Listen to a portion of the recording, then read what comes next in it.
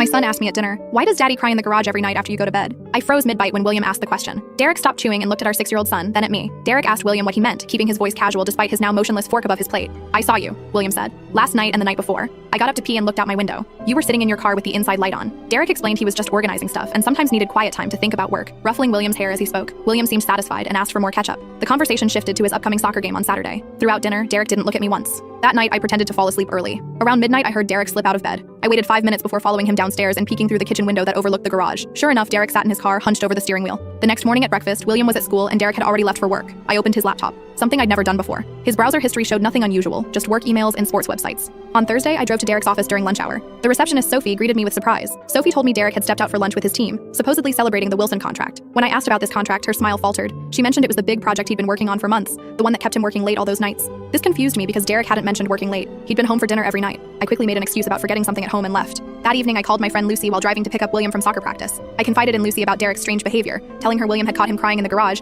and how Derek avoided the topic when questioned. Lucy suggested it might just be work stress. But when I mentioned how Derek told his office he'd been working late despite being home every night, she admitted that was concerning. She asked if I thought he was hiding something. After picking up William, I took him to his favorite burger place. While he ate, I checked our joint bank statements on my phone. No unusual purchases, no mystery hotel charges, nothing suspicious. On Friday night, Derek suggested dropping William at his parents' house for the weekend, mentioning we hadn't had time alone in months. After dropping William off Saturday morning, we drove home in silence. In our driveway, Derek suggested going for a drive. We ended up at the cemetery on the edge of town. Derek parked near a small garden area and walked to a bench overlooking a pond. I followed, increasingly confused. "My brother would have been 43 today," Derek said quietly. I asked Derek about this brother, pointing out he didn't have one. Derek kept staring at the water as he told me about Clarence, who died when Derek was 12. He explained how Clarence had drowned at their lake house when Derek was supposed to be watching him. I sat beside him, speechless. In 10 years of marriage, he'd never mentioned a brother. Derek explained his parents never blamed him, but also never talked about Clarence. It was like his brother disappeared twice. Once when he died, and again when they erased him from conversation. When I asked why he never told me, Derek explained we met after his mom died, with his dad already gone. There was nobody left who knew Clarence, making it easier to pretend he never existed. But when William turned 6 last month, Clarence's age when he died, everything came back. When I mentioned the garage,